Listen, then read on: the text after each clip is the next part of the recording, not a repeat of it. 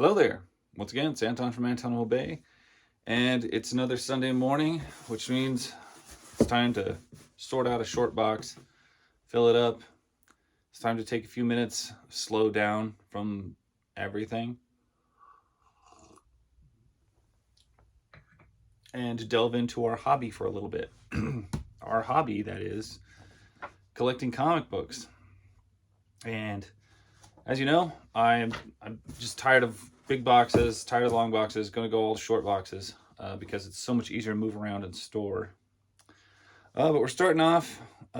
This box looks like it had Forgotten Realms mixed with a bunch of other stuff. So we want to put that away here. I don't really know what to think of Forgotten Realms. Some of the covers look really cool, like very Thundercats, lots of cool stuff going on. But if I remember right, a lot of the interiors were a tad lackluster. I mean, they weren't as wild and weird as they could have been, which I talk about a lot of times when it comes to comics and fantasy books in general. If you're drawing stuff out, make it crazy, make it interesting. I hate it when you get like some book in space or some book in a castle, and literally instead of it being about castles or anything like that, we have like a story that could have been told anywhere. We just chose to tell it in a place where we could waste the destination. I know it's a weird complaint, and sometimes an ordinary story done in a normal place is, or a normal story done in a fantastic place, is part of what makes it great. But I've got quite a few I've got 1 through 4 twice here. But sometimes, I mean, if you're in a fantasy realm, go all out, go fantasy, make it strange. You want to have a normal conversation? Fine, do it. At least give us an amazing, weird visual to give us a point of it being in a strange, weird place. I think sometimes, I don't know if the artist gets lazy or they don't get creative enough, but like, you've written yourself in this place for a reason. Utilize it. And I think sometimes they don't. Head cheese. That's weird. They just don't utilize the coolness that they could in some fantasy stories. This is probably pretty old because we're advertising Total Recall on the back. The original, not the terrible remake.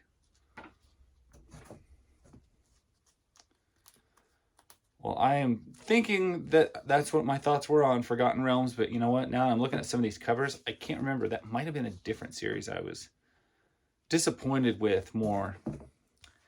Kind of wondering if have I gone through Forgotten Realms? Did I do a video on Forgotten Realms? I've forgotten if I have. In which case, this book has lived up to its title, and I have completely forgotten it.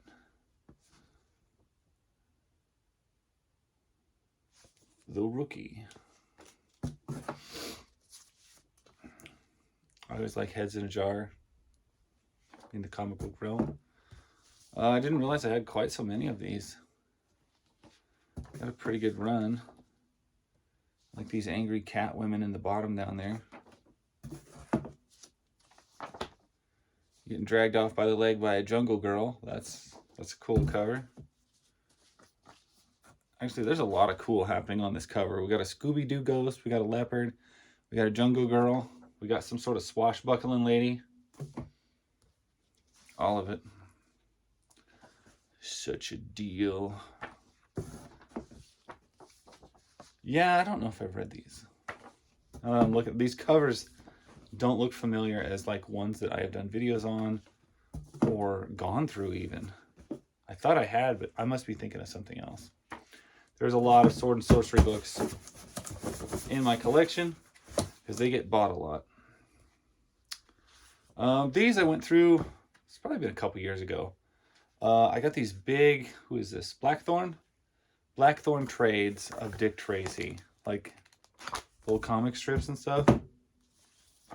Pretty fantastic. I can't remember where I got these, but I want to say I paid like $1 a piece for them. Something like that. They were not expensive. These big, thick, and these are like square-bound trades.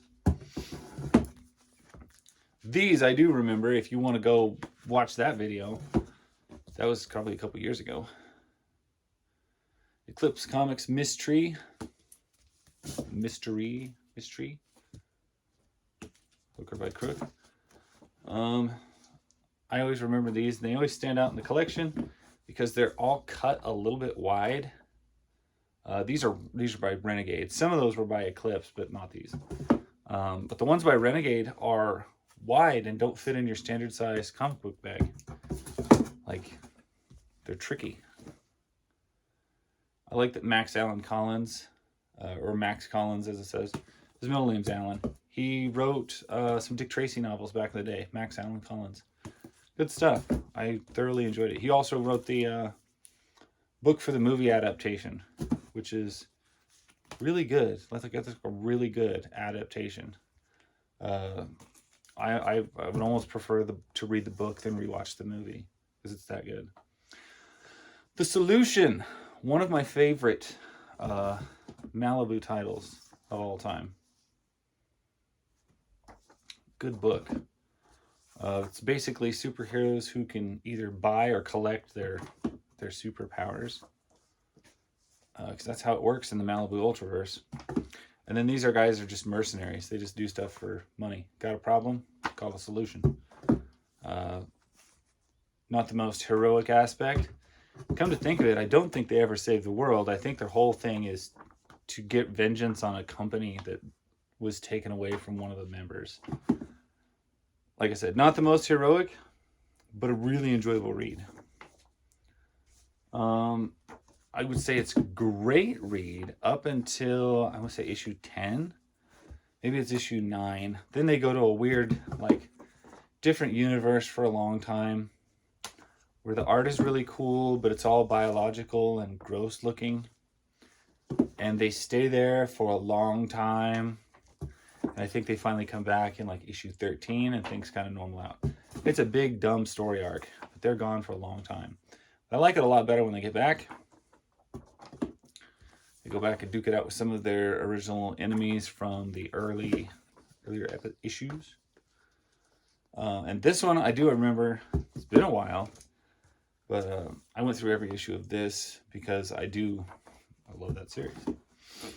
Let's see. Then what's this old thing? Avengers 221.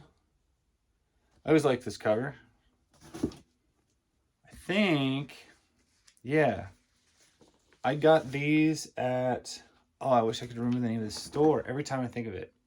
McKay's. McKay's in North Carolina. There's several of them. And I walked in, I bought comics like this for 35 cents. Like this. This I got there for 35 cents probably. They didn't even put like a weird price tag on it.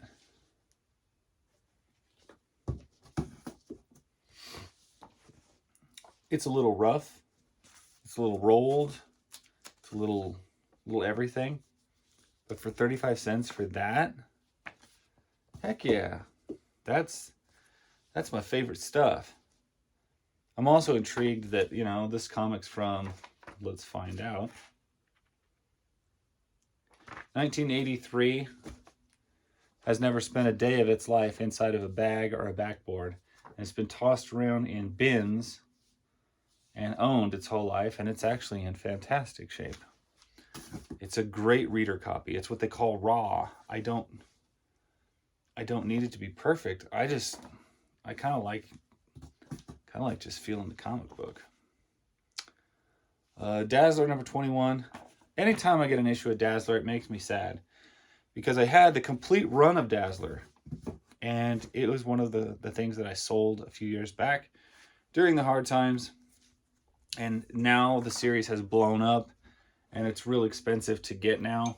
And I don't know. I think I sold mine for like $70 or some ridiculous thing. Maybe 50, 60 bucks, my whole set. Now they're like 200, 300 bucks. And I don't know why. Exiles 83, because this Exiles run, that series, had fantastic covers. I grabbed this number 75, What If, and it's in rough shape. The cover's actually coming off. But I'm keeping it. I bought it because of the actual story, which is what if Blink of Gen X had not died. And I love Clarice Ferguson. I thought she was a fantastic character.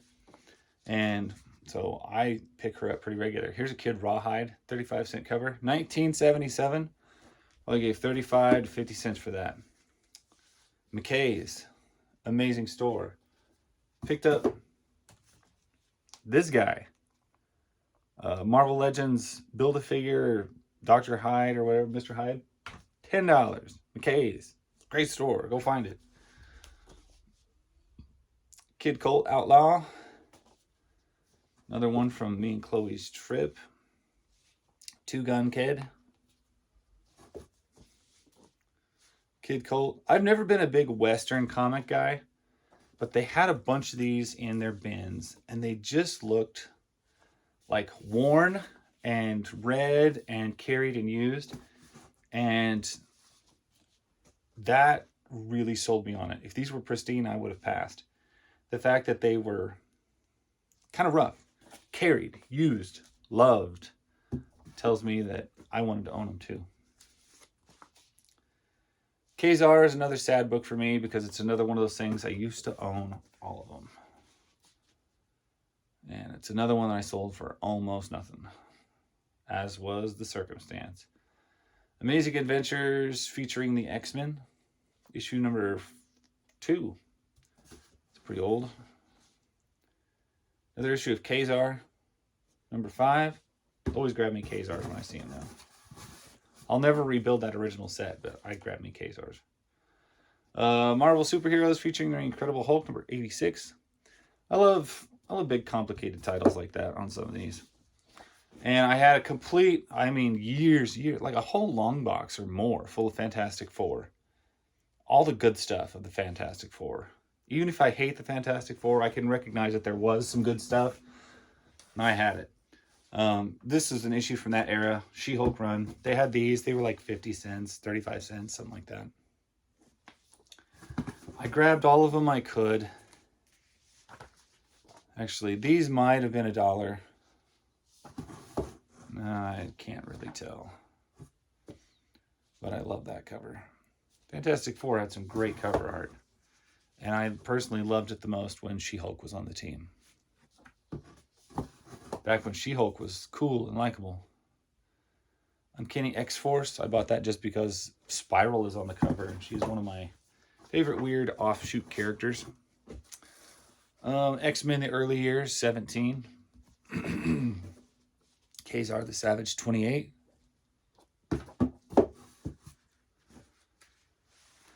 Whatever knows fear burns at the touch of the Man-Thing. It's a fantastic Man-Thing cover. Issue number 3. Even some of these 80s Avengers had just astounding covers. Did I flop that over? It happens. Kazar the Savage, number 2. Micronauts, just because it had a really cool cover. So much happening on these older covers. Some of the newer covers is just not as cool. Marvel Comics Presents, front and back. Used to have a whole bunch of those too. That's just another thing that had to get sold. Kazar number 33. I think I probably grabbed every issue of Kazar I can get. I do love me a Savage Land, a Barbarian, things like that. A whole bunch of annuals, which I have never really understood or appreciated annuals. These are a lot of annuals. I know where I got those. I got those in a purchase from a local guy here in town. Geriatric Gangrene Jiu-Jitsu Gerbils. One of those silly Ninja Turtle ripoffs. Or parodies, I should say. We got... It's Dynamite. It's got to be Red Sonja, sorry, her name was escaping me. Avenger Blade 2. I found, yes, and Avenger Blade 1. I knew I had one somewhere, because I've come across another copy in another box, but I didn't remember that I had Avenger Blade 2. So, those were just big parody books of all of the bad girls from the bad girl era of comics, which I don't see coming back, just because it's not that PC, but I did really love that era.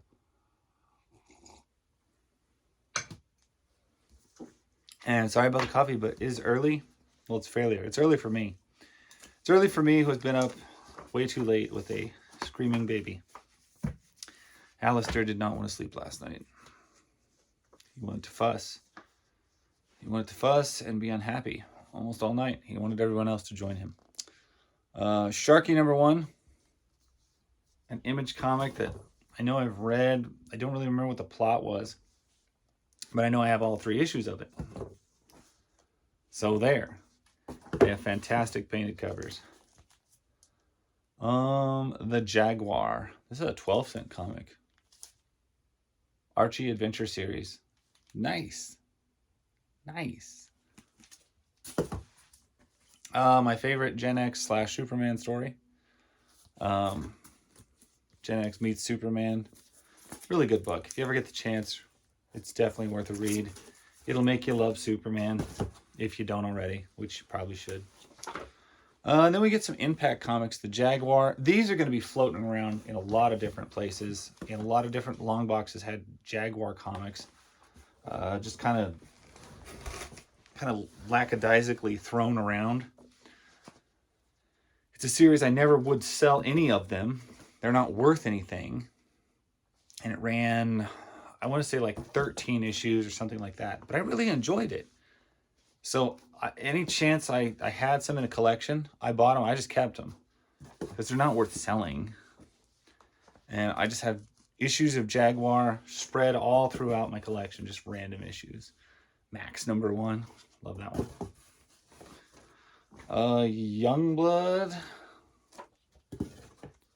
Youngblood 3.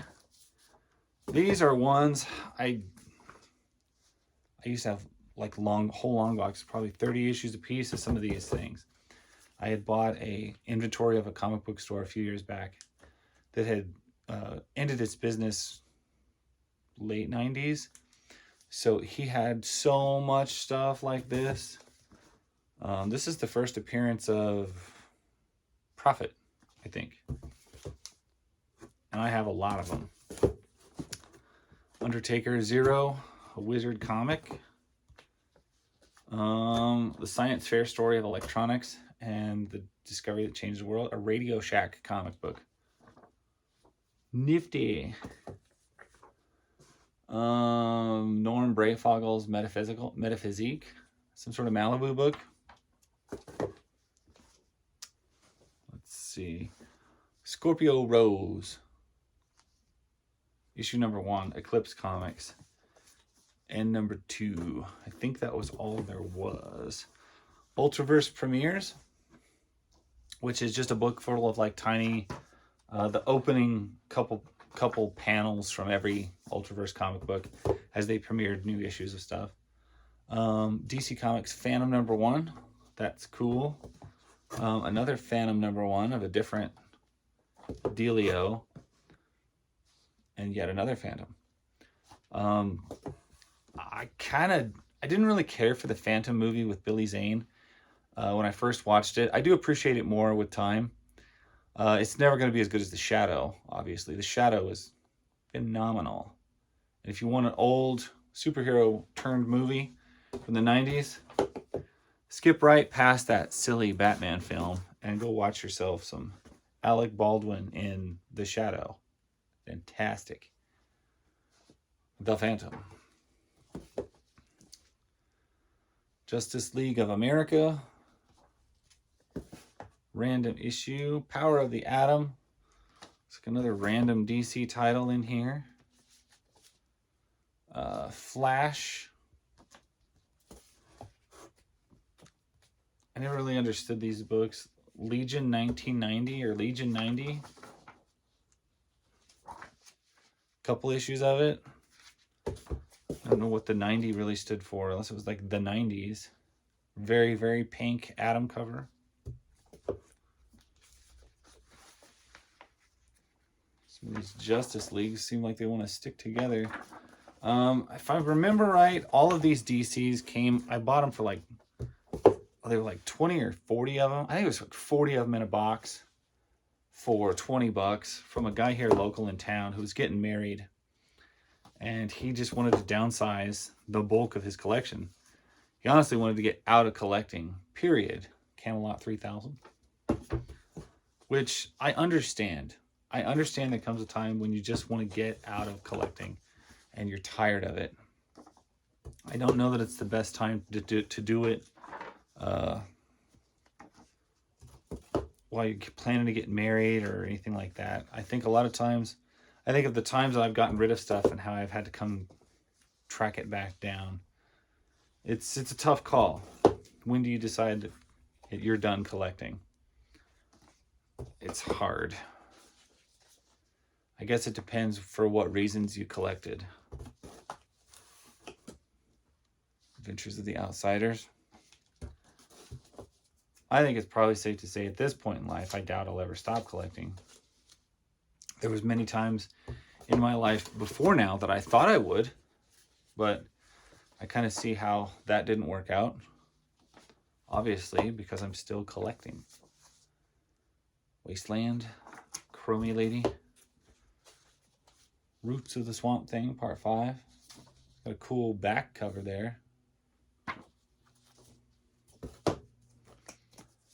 So yeah, no, thinning out your collection, I get. That needs done. That's a thing to do. Making way for new stuff, getting rid of the old stuff that you don't really cherish as much. But it's hard to just say, yeah, I'm going to quit collecting and I'm never going to be into comic books again. That's how you going to do that. How do you make that arrangement for yourself, I guess? It's kind of hard, I guess. I guess everybody can change, right? People change. That's what all the vigilantes. This is an Eclipse version of The Trouble with Girls. Captain America. A What If from Captain America. I think from the same dude. I bought like probably 5 or 6 boxes from this guy of 40. I paid 20 bucks a piece for each box. Some of them were Captain America themed. Some of them were random Marvel themed. Most of them were just reader copies, not bagged or anything like that. Pitt vs. Hulk. That's cool. Still bagged.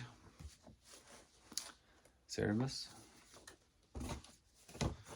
Now these Cerebus I know came from my friend Scott. I've never been big on owning too many individual issues of Cerebus. I have always owned the big bulky trades. It's funny though. I had like the first, I had both Church and State and High Society, and that was my favorite run in the big thick volumes. And I had them on a bookshelf out in my living room, and my little dog Cooper, when I first got him, he went over and peed on them and absolutely ruined them. They were expensive copies. It was about $75 worth of books that he ruined with urination. And I could have even lived with the fact that it was peed on if he hadn't used like the secret reserve moose urine that he stores up. There was just no living with that smell. So, like, it was just the sake of, oh, there's pee on it. I could have gotten over that. Does it smell like absolutely terribly disgusting because of the caliber of urine he used? Yes. And that was sad. It took me about a year, but I did finally replace them. For the longest time, I left them sitting soaked in a bag, in like a trash bag, a scented trash bag, with baking soda to see if I could salvage them. And then when I realized I couldn't salvage them, I just kind of left them in the shed in a sack for a while because I couldn't bring myself to throw them away. I finally threw them away, Phantom Stranger, and replaced them a while back. A couple years ago. Workforce Legion. This one's actually got a 25-cent sticker on it. That's silly. Who puts stickers on the outsides of comics? I always thought that was funny. Another cool Micronauts cover. Atari Force issue number 18. I didn't realize they made so many of those. The Good Guys issue number 2. This has got 2 different price stickers on it. 25 cents. Quasar, who I could never get into the concept of Quasar. I just felt like that was such a, I don't know. For some reason I hated that title, and yet I don't have any good reason to hate that title. Tales of the Teen Titans, fantastic cover. And these have got 25-cent stickers on them. E-Man. E-Man. And E-Man number 1. First Comics. Those are the ones I definitely want to go through sometime. I've got quite a few issues of E-Man, but they are sprinkled throughout the collection, and there's stuff that I need to like kind of track down. Arrgh. And now that my leg is thoroughly fallen asleep, I can't move, and I'm somewhat crippled now.